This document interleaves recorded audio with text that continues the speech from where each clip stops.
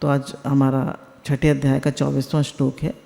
संकल्प से उत्पन्न होने वाली संपूर्ण कामनाओं का सर्वथा त्याग करके और मन से ही इंद्रिय समूह को सभी ओर से हटाकर धैर्ययुक्त बुद्धि के द्वारा संसार से धीरे धीरे उपराम हो जाए और मन यानी बुद्धि को परमात्मा में सम्यक प्रकार से स्थापन करके फिर कुछ भी चिंतन ना करे।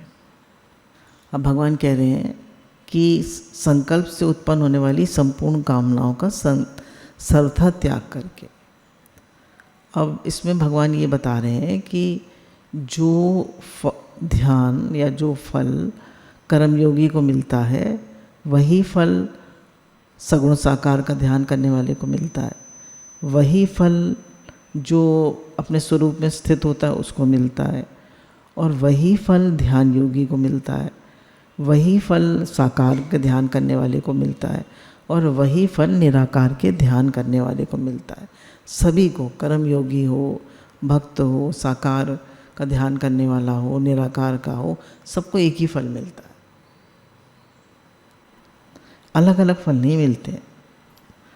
अब संसार में व्यक्ति, वस्तु, घटना, परिस्थिति, देश, काल, इतनी सारी बातें होती हैं संसार में, तो उसमें हमारे मन में बहुत सारी फुरनाएँ उठा करती हैं।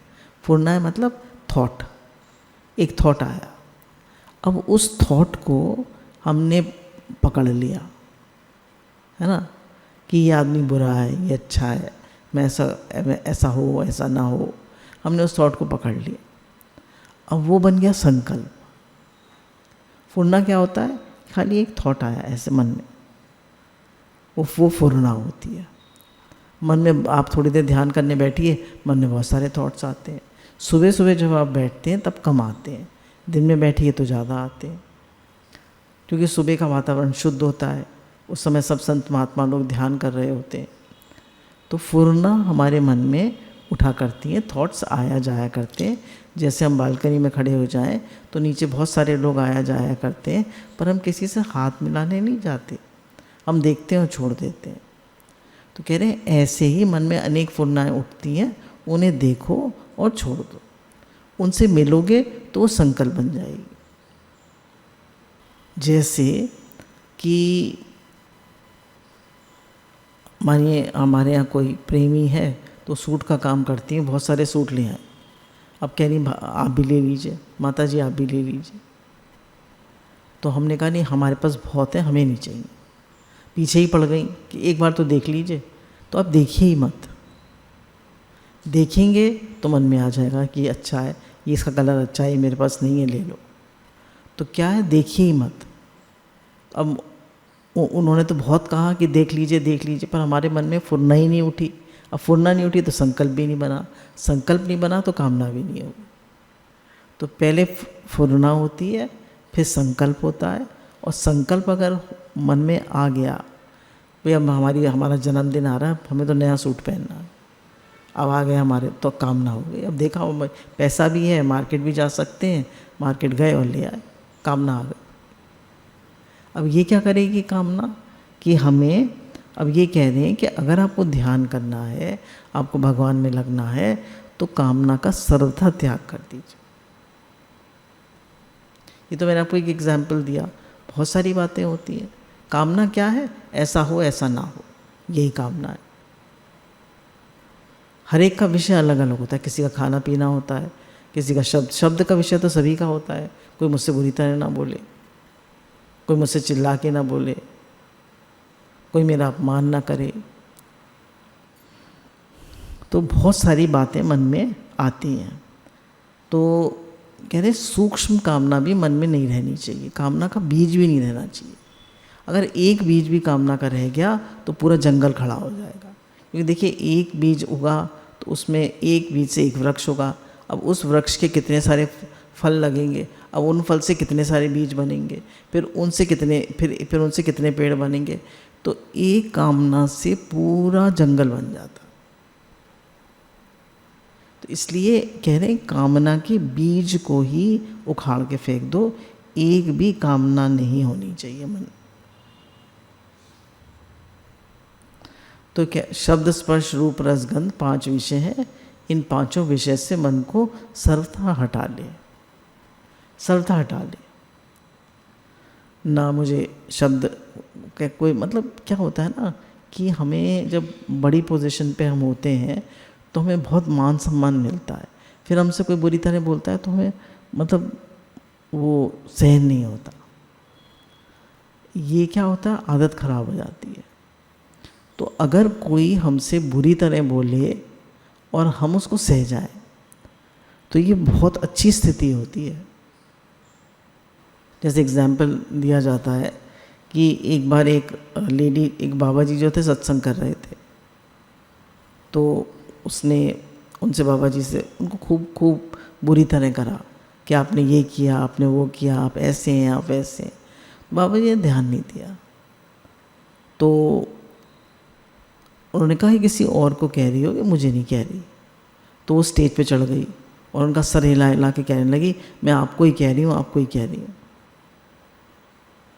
तो बाबा जी फिर भी मुस्कुराते रहे और बाबा जी ने कहा, ये तो मुझे जानती ही नहीं है, ये तो मुझे जानती ही नहीं है। मैं तो आत्मा हूँ, मैं तो परमात्मा में स्थित हूँ। वहाँ तो शब्द मुझे पहुँचते ही नहीं है, ये मेरा क्या अपमान करेगी। तो देखिए इतनी ऊंची स्थिति, और एक हम अपने को देखें हमारी क्या स्थिति है। तो कह रहे शब्द स्पर्श रूप रस गंध, इन 5 विषय से अपने मन को, अपनी इंद्रियों को हटा ले। किसी भी विषय का चिंतन ना करें, मान बढ़ाई आराम आदि का किंचन मात्र भी चिंतन ना करें, खिंचाव ना हो। ध्यान में करने बैठेंगे तो कभी खाने का ध्यान आएगा, आज क्या बनेगा खाने में, कभी घूमने का ध्यान आएगा, कभी कपड़ों का ध्यान आएगा, कभी किसी ने बुरी तरह कर दिया उसका ध्यान आएगा। तो कह रहे पुरानी पुरानी बातें याद आएंगी। तो कह रहे किसी भी, ये सब क्या है, ये सब फुरनाएँ हैं। अब फुरना को हमें संकल्प नहीं बनने देना, उस थॉट से हमें मिलना नहीं है। तो ध्यान योगी को क्या करना है, किसी भी फुरना से मिलना नहीं है और उसको संकल्प नहीं बनने देना है। अब किचन में क्या बन रहा है, आपने सुबह बता दिया क्या बन रहा है, बन रहा हो, अब छोड़िए, आप अपना भजन करिए, आप अपना पढ़िए लिखिए, आप अपना ध्यान करिए, आप अपना अध्ययन करिए, आप अपना भजन करिए। तो जब उम्र बढ़ने लगती है तो सब विषयों से मन को हटा लेना चाहिए।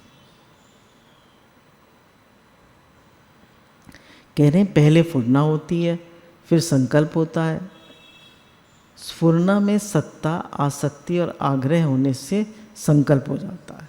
अब संकल्प कैसे बनता है, कह रहे हैं फुरना में सत्ता, फुरना को इम्पोर्टेंस दी, फिर उसमें आसक्ति करी, फुरना में थॉट में ये थॉट आया तो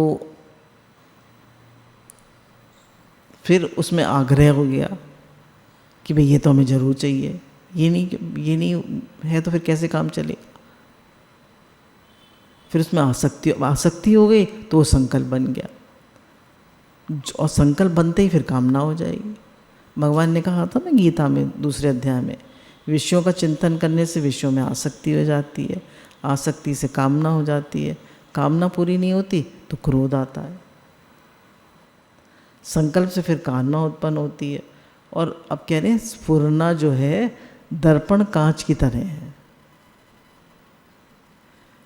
जैसे हमने शीशे में अपनी शक्ल देखी, ठीक है ना, तो गुरु कहते हैं शीशा बनो, कैमरा मत बनो। शीशा बनो, be like a mirror, don't be like a camera. शीशा क्या करता है, आपका स्वागत करता है पर आपको पकड़ता नहीं है, और कैमरा क्या करता है, चित्र खींच के रख लेता है। तो कह रहे हैं शीशा बनो, फुरना आई और गई। कैमरा क्या करेगा, उस फुरना को पकड़ लेगा और फिर उसको पूरा कामना बना देगा। तो कामना नहीं बनानी है। अब दूसरे आगे कह रहे हैं धैर्ययुक्त बुद्धि के द्वारा संसार से धीरे धीरे उपराम होता जाए। अब धैर्ययुक्त बुद्धि क्या कह रहे हैं, बहुत ज़्यादा हमारे अंदर बहुत ज़्यादा पेशेंस होनी चाहिए कि मेरा लक्ष्य तो भगवान है, मुझे तो भगवान में ही लगना है, कुछ भी हो जाए। मुझे इंद्रियों से, विषयों से, मन में आने वाली बेकार की बातों से विचलित होना ही नहीं। मेरा लक्ष्य तो भगवान है, मेरा लक्ष्य तो भगवान है, मेरा लक्ष्य तो भगवान है, मेरा लक्ष्य तो भगवान। जैसे जो नदी अपने स्रोत से जुड़ी रहती है, यानी पहाड़ पे आने वाले पानी से जुड़ी रहती है, वो कभी नहीं सूखती, और जो इधर उधर बिखर जाती है वो सूख जाती है। तो हमारे स्रोत कौन है? भगवान। तो जो भगवान से जुड़ा रहता है, अपने लक्ष्य से जुड़ा रहता है, तो वो कभी भी भटकता नहीं है। अब कह रहे हैं धैर्य युक्त चित्त से मतलब सावधान करते हैं कि एकदम ध्यान योगी को सिद्धि नहीं मिलती है, तो उसको क्या करना चाहिए? उसको उकताना नहीं चाहिए। बोले हम जब भगवान में लगते हैं तो हम बड़ी जल्दी अपनी पेशेंस को लूज़ कर जाते हैं। मुझसे तो हो ही नहीं रहा, मुझसे तो हो ही नहीं रहा, it is very difficult, I can't do it. तो गुरु ने बताया difficult will be done immediately and impossible will take some time. Difficult चीज़ तो will be done immediately, impossible जो है, तो बोले भगवान तो सर्वत्र हैं, सब जगह हैं, हमारे हृदय में भी है। And this whole world is filled with God, everything is God, everywhere is God. फिर हमें क्यों नहीं भगवान मिलते? क्योंकि हमारा मन और बुद्धि भगवान में लगते ही नहीं है, वो इधर उधर भागते रहते हैं। मन में अनेक कामनाएं उठती रहती है, मन में अनेक स्फुरनाएं उठती रहती है, मन में अनेक भाव उठते रहते हैं। तो कह रहे ध्यान योगी को अपनी पेशेंस लूज नहीं करनी है। जैसे गौतम बुद्ध जो थे, उन्होंने घर का त्याग कर दिया, सब चीज़ों का त्याग कर दिया, और वो बोधि वृक्ष के नीचे बैठ गए, और जब उन्होंने कहा जब तक मुझे बोध नहीं हो जाएगा मैं इससे उठूंगा नहीं। और कहते हैं 27 दिन तक वो भूखे प्यास से बैठे रहे, हड्डी हड्डी हो गए। जब उन्हें बोध हुआ तो फिर सुजाता नाम की लड़की ने आकर उन्हें खीर खिलाई। तो गांव की लड़की थी, तो मतलब इतनी उनकी दृढ़ता थी। और दिखाया जाता है जहाँ पे, वहाँ पे गया में बोधि वृक्ष है जहाँ गौतम बुद्ध ने ध्यान किया था, कि बहुत सारे राक्षस आ रहे हैं और तो ऐसे ऐसे अटैक कर रहे हैं। वो राक्षस कौन है? वो है हमारे विचार, हमारे थॉट्स, हमारे संकल्प विकल्प।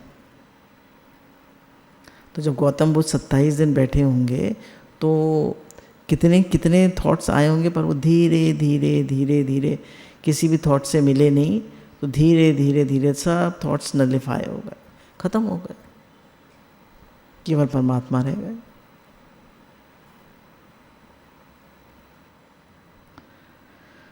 कह रहे धैर्य युक्त चित्त से लगा रहे कि वर्ष के वर्ष बीत जाएं, शरीर चला जाए तो भी परवाह नहीं, पर भगवान को प्राप्त करना ही है।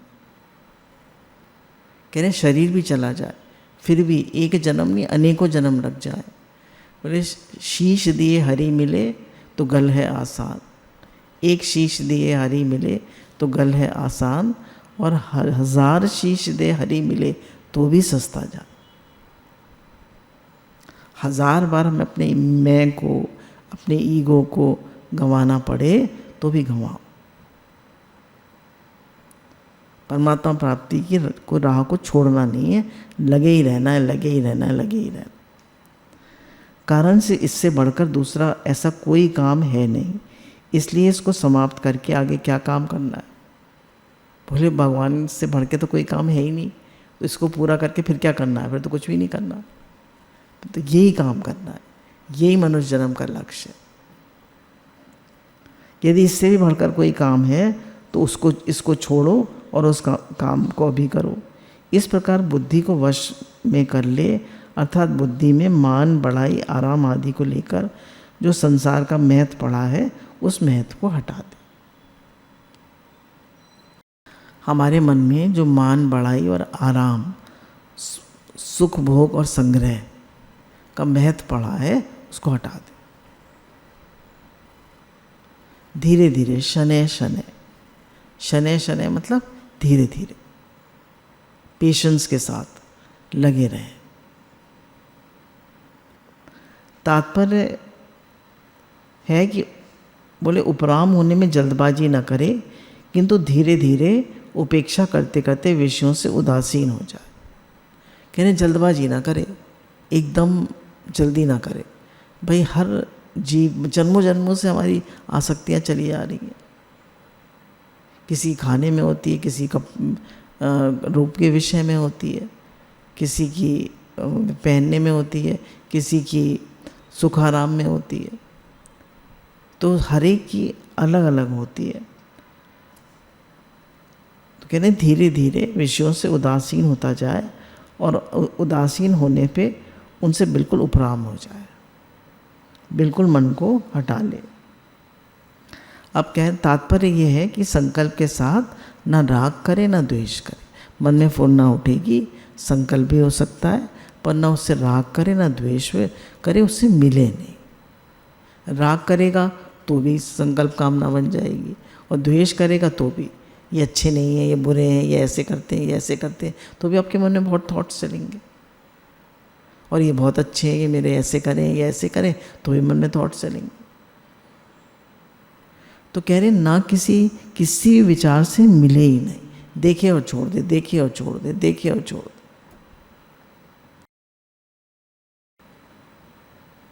You are not the mind, you are beyond the mind.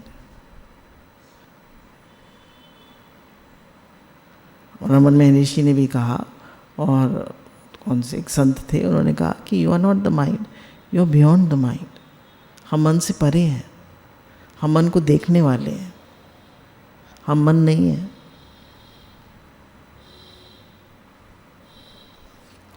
अब गुरु बता रहे हैं परमात्मा का चिंतन करते करते मन परमात्मा को पकड़ ले, ये हमारे अब हाथ की बात नहीं। इन्होंने इसमें एक खास बात ये बताई है कि मन जो है वो प्रकृति का कार्य है, और परमात्मा जो है वो प्रकृति से परे है। तो अब क्या करें? निश्चय कर लें कि है ही भगवान, अंदर भी भगवान, बाहर भी भगवान, हमारे रोम रोम में भी भगवान, है ही भगवान, चारों तरफ भगवान ही भगवान। जैसे गुरुजी पहले एग्जाम्पल देते थे कि हम सब, मानिए हम सब, वी ऑल, हम सब बर्फ़ के पुतले हैं, और ये पूरा जो संसार है ये पूरा जल ही जल है। तो अब क्या रहा? जल तत्व ही तो है। अब सब वर्तन कर रहे हैं, अपना अपना काम कर रहे हैं, है ही जल। ऐसे ही ये पूरा जो स्पेस है, this is filled with God. और हम सब क्या है? हमारे भी अंदर बाहर रोम रोम में है ही भगवान। तो कह रहे बुद्धि जो है वो निश्चय कर ले कि है ही भगवान, और बुद्धि ये निश्चय कर ले कि संसार की तरफ चलने से मुझे कुछ नहीं मिला, मैंने दुख ही दुख पाया। संसार में सबको देखिए, जैसे भी एक साधक है, उसके बच्चे का, उसकी बेटी का बहुत अच्छी जगह सिलेक्शन हो गया, जहाँ वो चाह रही थी, जैसे मार्क्स चाह रही थी, जैसी जगह सिलेक्शन चाह रही थी, सब हो गया। अब वहाँ जाएगी, मन लगे ना लगे, फिर उसके बाद पढ़ाई करेगी, फिर कैसा लगेगा, कितनी सारी बातें हैं संसार। तो संसार में बहुत, फिर उसके बाद ग्रेजुएशन के बाद फिर देन व्हाट नेक्स्ट।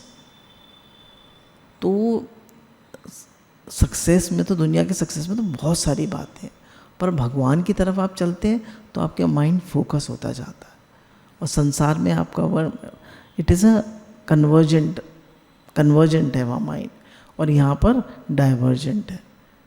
हमारा मन बिखरता ही चला जाता है। शांति हमें परमात्मा में ही मिलती है, तृप्ति, संतुष्टि, आनंद, शांति परमात्मा में ही मिलती है। उस परमात्मा में मन को स्थिर करके, अर्थात सब जगह एक परमात्मा ही है, उस परमात्मा के सिवाय दूसरी कोई सत्ता है ही नहीं, ऐसा पक्का निश्चय करके कुछ भी चिंता ना करें। जैसे अम्मा जी ने बताया, है ही भगवान कह के चुप हो जाओ, एवरीथिंग इज गॉट, है ही भगवान, है ही भगवान, है ही भगवान, फिर कुछ भी चिंतन मत करो। अतः सब जगह परमात्मा ही परिपूर्ण है, ऐसा दृढ़ निश्चय करके करने के बाद किसी प्रकार का चिंतन भी न करे। इस प्रकार उपराम होने से स्वतः सिद्ध स्वरूप का अनुभव हो जाएगा, जिसका वर्णन पहले हो चुका है। कह रहे हैं क्या करें, है ही भगवान कह के चुप हो जाए और कुछ भी ना सोचें, अच्छा बुरा करना वरना ये वो कुछ भी ना सोचें, और मन को विषयों में न जाने दें। जैसे मैं अपनी कमी बताती हूँ कि जब मोबाइल में कुछ देखना होता है तो शॉर्ट्स आते हैं ना, तो वो शॉर्ट्स देखने लगते हैं, कितना टाइम वेस्ट हो जाता है। तो कह रहे हैं एक भी मिनट वेस्ट मत कर, एक सेकंड भी वेस्ट मत कर। क्यों? अंत समय हमारा मन पता नहीं कहाँ जाएगा, अंत समय कभी भी आ सकता है। अब इसमें एक एग्जाम्पल दे रहे हैं, उस परमात्मा का ध्यान ऐसे किया जाए कि जैसे कोई मनुष्य समुद्र में गहरा उतर जाए तो जहाँ तक दृष्टि जाती है वहाँ जल ही जल है। नीचे देखो तो भी जल, ऊपर देखो तो भी जल, चारों तरफ देखो तो भी जल। इस तरह जहाँ वो स्वयं अपने आप को एक जगह मानता है, उसके भीतर भी परमात्मा है, बाहर भी परमात्मा है, ऊपर भी परमात्मा है, नीचे भी परमात्मा है, और चारों तरफ परमात्मा ही परमात्मा परिपूर्ण। है ही भगवान, है ही भगवान, है ही भगवान, है ही भगवान। उस परमात्मा तत्व को प्राप्त करना ही मनुष्य का देह है, ये वह नित्य निरंतर प्राप्त है। कह रहे हैं उस जिसको प्राप्त करना हमारा लक्ष्य है, वो हमें नित्य प्राप्त है। उस परमात्मा तत्व को कोई कभी दूर हो सकता ही नहीं, किसी भी अवस्था में उससे अलग हो ही नहीं सकता। केवल अपनी दृष्टि विनाशी पदार्थों की तरफ रहने से वह सदा परिपूर्ण निर्विकार सम शांत रहने वाले परमात्मा तत्व दिखता नहीं, क्योंकि हमारी दृष्टि विनाशी चीज़ों के ऊपर है, शब्द स्पर्श रूप रसगंध के पीछे है, इसलिए हमें उसका अनुभव नहीं होता। वो तो है, हर समय है, हर जगह है। तो है ही भगवान कह के चुप हो जाए, किसी भी फुर्ना से मिले नहीं। कह रहे उस परमात्मा की तरफ दृष्टि हो जाए, सब जगह ज्यों का त्यों परिपूर्ण है, तो स्वतः ध्यान हो जाएगा। उस परमात्मा की तरफ दृष्टि हो जाए कि परमात्मा सर्वत्र परिपूर्ण है, तो कह रहे ध्यान हो जाएगा। जहाँ देखता हूँ वहाँ खुदा ही खुदा है। पहले जब वो बन रही थी ना मेट्रो रेलवे, तो क्या था, जहाँ देखता हूँ वहाँ खुदा ही खुदा है, इधर भी खुदा, उधर भी खुदा, आगे भी खुदा, पीछे भी खुदा, सब जगह खुदा ही खुदा है।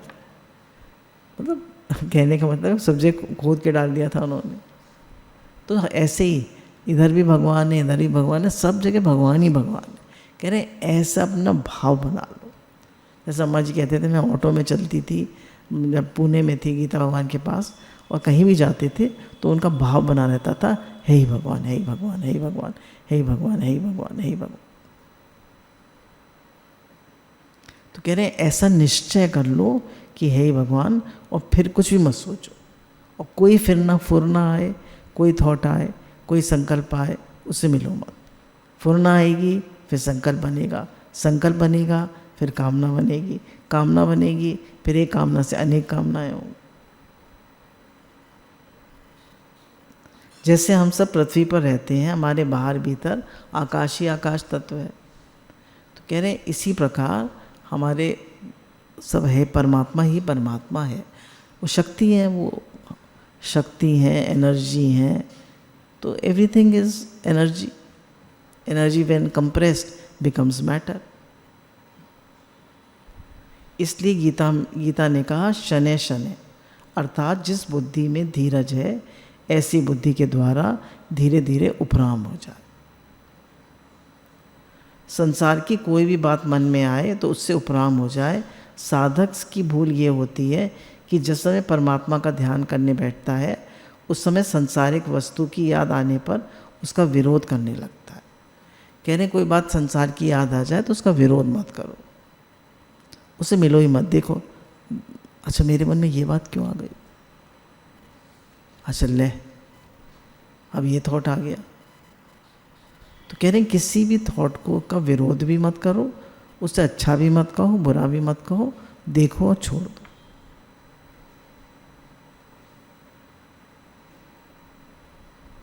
अब संसार में बहुत सी चीज़ें उत्पन्न होती हैं और बहुत सी चीज़ें नष्ट होती हैं। तो कह रहे हैं उनसे हमारा क्या संबंध है, क्यों नहीं संबंध है।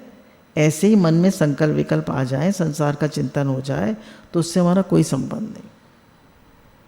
मन देखिए, एक हम सोचते हैं और एक विचार आता है, तो जो विचार आता है उससे हमें मिलना नहीं है और हमें कुछ सोचना नहीं है। सोचेंगे तो हम उसमें हमारी मैं मिल जाएगी। और थॉट आता है तो पुराने स्वभाव संस्कार से, पुराने संस्कारों से आता है, उससे मिलना नहीं है। तो धीरे धीरे सारे संस्कार खत्म होते जाएंगे। सारे संस्कार क्या होंगे, निर्मूल होते जाएंगे। ना तो याद आने वाले वस्तु के साथ संबंध है और ना जिसमें वस्तु की याद आई है उस मन के साथ ही संबंध है। कह रहे ना वस्तु से संबंध है ना मन से संबंध है। तो संकल्प विकल्प से राग ना करे। अब कह रहे हैं एक चिंतन करते हैं और एक चिंतन होता है।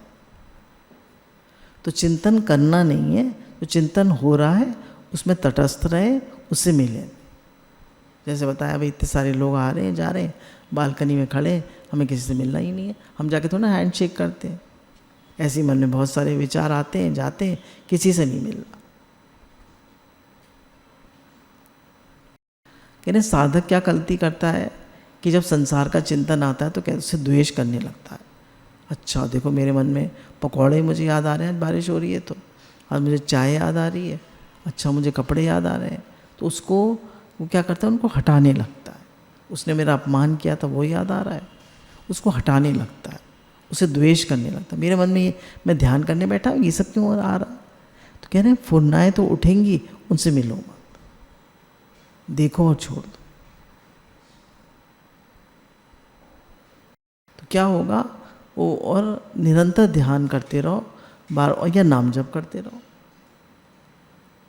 अध्ययन करना, नाम जप करना, जो जिसको अच्छा लगे, ध्यान करना, थोड़ा थोड़ा सब काम करते रहें और मन को इधर उधर कहीं भी ना जाने दें, मन को किसी चीज़ में ना भटका।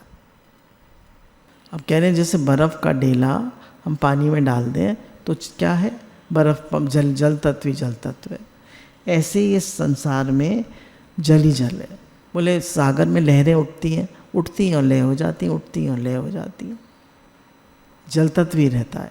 ऐसे मन में अनेक बातें उठती हैं, लय हो जाती हैं, उठती हैं, लय हो जाती हैं। उन्हें देखो और छोड़ दो, उनसे परेशान मत हो। जैसे सागर में लहरें उठती हैं, ऐसी मन में अनेक बातें उठती हैं, लय हो जाती हैं, उठती हैं, लय हो जाती हैं। किसी से मत मिलो, देखो और छोड़ दो।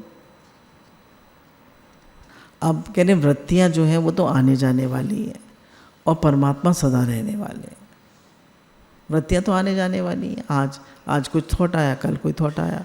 देखिए संसार तो इतना परिवर्तनशील है। पहले हमारा जहाँ मोहन निवास पुराना जो घर था, जहाँ वहाँ का गेट था, वहाँ आभूषण बहुत बड़े ज्वेलर्स की दुकान खुल गई है और बराबर में तनिष्क की दुकान खुल गई है। तो लगता है बड़ी बड़ी एकेडमीज़ खुल गई हैं। तो सब कुछ चेंजेबल है। संसार बहती हुई नदी की तरह है।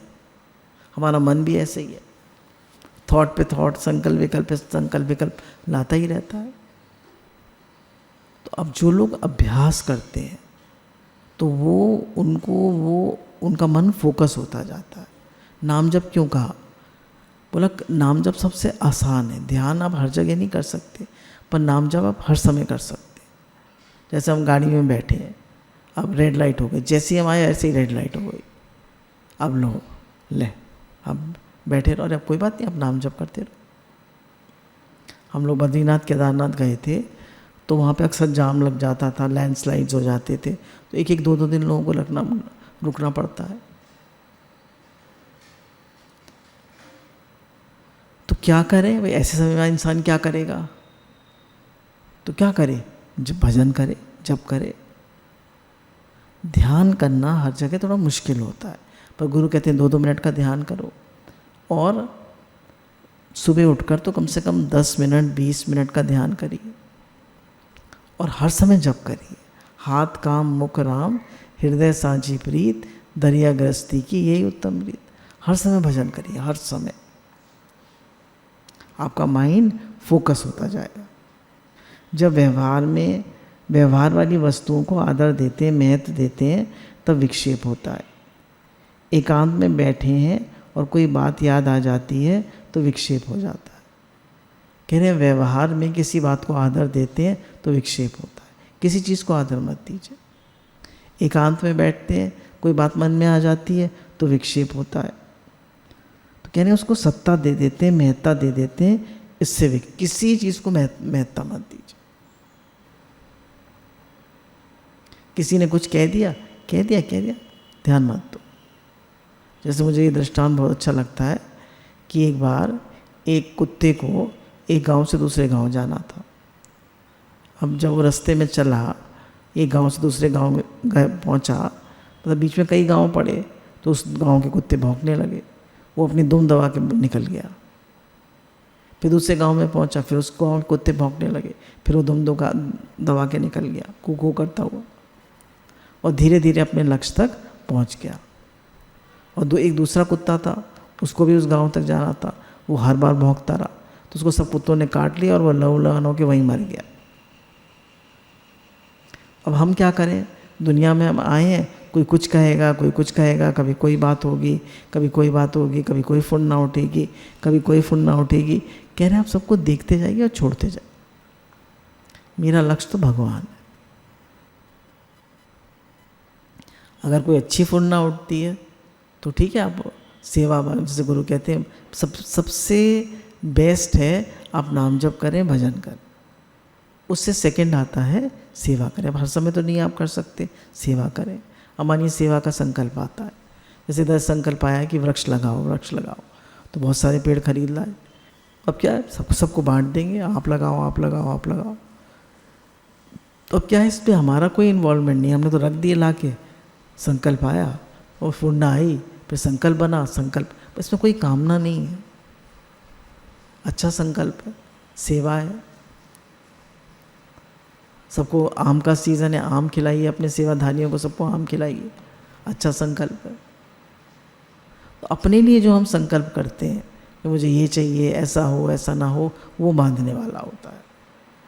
अब बता रहे हैं आकाश में कितने भी बादल आए और कितने भी बादल जाएं, पर आकाश ज्यों का त्यों रहता है। ऐसे ही मन में कितने भी थॉट्स आएं और जाएं, आप ज्यों की त्यों रहिए। आप उनसे मिलिए मत, उनसे राग द्वेष मत करिए। अब कह रहे हैं परमात्मा जो है वो, अम्मा जी बहुत कहते थे, चिद्घन है। तो इसमें यही कह रहे हैं, ऐसे वे परमात्मा सद्घन चिद्घन आनंद घन है। सब जगह पूर्ण आनंद, अपार आनंद, सम आनंद, शांत आनंद, घन आनंद, अचल आनंद, अटल आनंद, आनंदी आनंद। कह रहे परमात्मा में तो आनंद ही आनंद है। संसार में क्या है, सुख दुख सुख दुख सुख दुख सुख दुख सुख दुख, और परमात्मा में क्या है, आनंद ही आनंद। आनंद का ना आनंद नहीं होता। अब संकल्प विकल्प की उपेक्षा करके परमात्मा में अटल स्थित रहेंगे तो व्यवहार करते समय परमात्मा के चिंतन में बड़ी सहायता मिलेगी। कह रहे हैं अगर आप बराबर ध्यान करते रहते हैं, जप करते रहते हैं, तो व्यवहार में आपको बड़ी सहायता मिलेगी। आपको व्यवहार में क्रोध भी नहीं आएगा, कामना भी नहीं होगी, और आप शांत रहेंगे। जो साधक होता है वह घंटे 2 घंटे नहीं, 8 पैर साधक होता है। कह रहे हम 2 घंटे 2 घंटे साधक नहीं होते, आप 24 घंटे साधक होते। साधक माने सावधान। You are always alert and awake.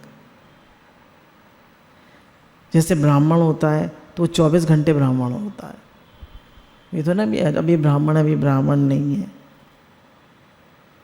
परंतु काम धंधा करते हुए पदार्थों की, क्रियाओं की, व्यक्तियों की तरफ वृत्ति रहने से उन सब में परिपूर्ण परमात्मा दिखता नहीं।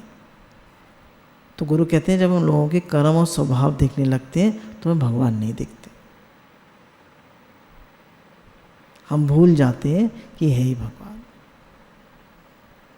इसलिए एकांत में बैठकर ध्यान करते समय, व्यवहार काल में कार्य करते समय साधक की दृष्टि इस तरफ रहनी चाहिए कि सब देश काल में परमात्मा ही परमात्मा है।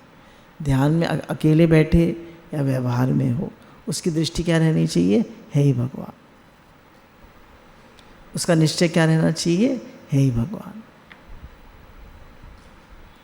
तो इस बात में जोर दे रहे हैं कि अगर आप ध्यान करना चाहते हैं तो अपना ऐसा निश्चय बनाइए कि अंदर बाहर ऊपर नीचे सब जगह भगवान ही भगवान।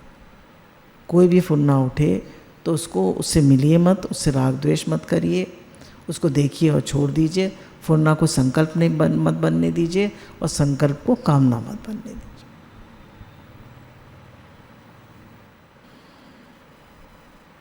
शनै शनै कहने का तात्पर्य है जबरदस्ती ना करे, जल्दबाजी ना करे, क्योंकि जन्म जन्मांतर संस्कार जल्दबाजी से मिटते नहीं। अब किसी को प्रॉपर्टी के वो होती है, प्रॉपर्टी उससे डील करा होता है, उसमें तो प्रॉपर्टी की कोई बात आती है तो उसका मन चलने लगता है। किसी ने किसी और चीज़ में, रिलेशनशिप्स में डील करा होगा, लेडीज़ का रिलेशनशिप में चलता है, जेंट्स का पैसे और बिजनेस में चलता है। तो कह रहे हैं ये जन्म जन्मांतर के संस्कार हैं, ये जल्दबाजी से मिटते नहीं हैं। इसलिए क्या करें? पेशेंस रखें, धीरज रखें। जल्दबाजी चंचलता को स्थिर स्थायी करने वाली है पर शनै शनै चंचलता का नाश करने वाली। कह रहे जल्दबाजी करेंगे तो चंचल हो जाएगा मन, और शनै शनै धीरे धीरे पेशेंस के साथ लगे रहेंगे तो धीरे धीरे आने वाले थॉट्स, संकल्प विकल्प मिटते जाएंगे, आपकी आसक्तियाँ मिटती जाएंगी, आपके आग्रह मिटते जाएंगे, आपके विषय मिटते जाएंगे, आपकी आसक्तियाँ कम होती जाएंगी और आप उपराम होते जाएंगे। अब कह रहे साधक को चाहिए कि वो मैं, तू, यह और वह, इन चारों को छोड़ दे तो सत्ता मात्र रह जाता है। यह, वह, मैं, तू सब कुछ छोड़ तो क्या रह जाएगा? सत्ता मात्र है ही भगवान। उस स्वतः सिद्ध है को स्वीकार कर ले और अपनी ओर से कुछ भी चिंतन ना करे। है परमात्मा क्या है? जैसे हम कहते हैं मैं हूँ, ये है ना, अपनी मैं के साथ हूँ लगता है, और है भगवान है, चीज़ है, तो मैं के साथ हूँ लगेगा और सबके साथ है लगेगा, क्योंकि है ही भगवान, हर चीज़ है ही भगवान, जड़ चेतन सब है ही भगवान। कह रहे अपने आप कोई चिंतन आ जाए तो उससे राग द्वेष ना करे, अच्छा बुरा ना माने और अपने में न माने, उससे ना राग करे ना द्वेष करे, ना राज़ी हो ना नाराज़ हो, ना उसको अच्छा माने ना बुरा माने और ना अपने में माने। चिंतन करना नहीं है, पर चिंतन हो जाए तो उसका कोई दोष नहीं है। कह रहे चिंतन करना नहीं है, पर चिंतन हो जाए, मन में थॉट आ गया, अब क्या करें? मेरे मन में थॉट आ गया कि मैं उसको धक्का दे दूँगी, थप्पड़ मार देंगे। ऐसा आया नहीं कभी, पर आ गया, मानिए, तो अब क्या हो, मेरे मन में ये विचार आ गया, इतना खराब है मेरा मन? नहीं, आ गया थॉट, उसको छोड़ दीजिए। तो कोई भी थॉट मन में आ सकता है। कह रहे अपने आप हवा बहती है, सर्दी गर्मी आती है, वर्षा होती है, तो उसमें हमारा कोई दोष नहीं लगता, क्योंकि उसके साथ हमारा कोई संबंध ही नहीं है। दोष तो जड़ता से संबंध जोड़ने से होता है, पर जब हम मन से मिल जाते हैं और उस चीज़ को एक्शन में ले आते हैं, उसको बार बार सोचते हैं, तो वो स्फुरना से संकल्प बन जाता है, फिर संकल्प से कामना बन जाती है, फिर वो एक्शन में आ जाता है। अतः चिंतन हो जाए तो उसकी उपेक्षा रखें, उसके साथ अपने को मिलाए नहीं। अर्थात ऐसा न माने मैं चिंतन करता हूँ और चिंतन मेरे में होता है। चिंतन मन में होता है और मन के साथ मेरा कोई संबंध है ही नहीं। तो ये कितने अच्छे से बता रहे, मन के साथ मेरा कोई संबंध है ही नहीं। I am not the mind, I am beyond the mind. चिंतन किस में आया? मन में। तो देखने वाले वस्तु से देखने वाला अलग होता है। तो मन में दिख रहा है ना, ये थॉट आ रहा है जा रहा है, मुझे मिलना ही नहीं है उससे। कह रहे हैं जो हमने ये बताया आपको अभी भगवान में ध्यान का, इसको चुप साधन कहते हैं, मूक सत्संग और अचिंत्य का ध्यान भी कहते हैं। इसमें इंद्रियां भी चुप है, मन भी चुप है, बुद्धि भी चुप है। अर्थात शरीर, इंद्रियां, मन, बुद्धि में कोई क्रिया नहीं, सभी चुप है, कोई बोलता नहीं। जैसे भजन है ना, साधु चुप का है संसारा, पृथ्वी भी चुप है, जल भी चुप है, चुप का है विस्तार। सब चुप है, पूरी प्रकृति चुप है। देखिए कोई कुछ नहीं बोल रहा, केवल हम कौन बोलता है? मनुष्य का मन और वाणी। तो कह रहे हैं इस साधन में सभी चुप है। जो देखना था वह देख लिया, जो सुनना था वह सुन लिया, जो बोलना था वह बोल लिया, जो करना था वह कर लिया। अब कुछ भी देखना, सुनना, बोलना, करना आदि की रुचि नहीं रही। ऐसा होने पर ही चुप साधन होता है।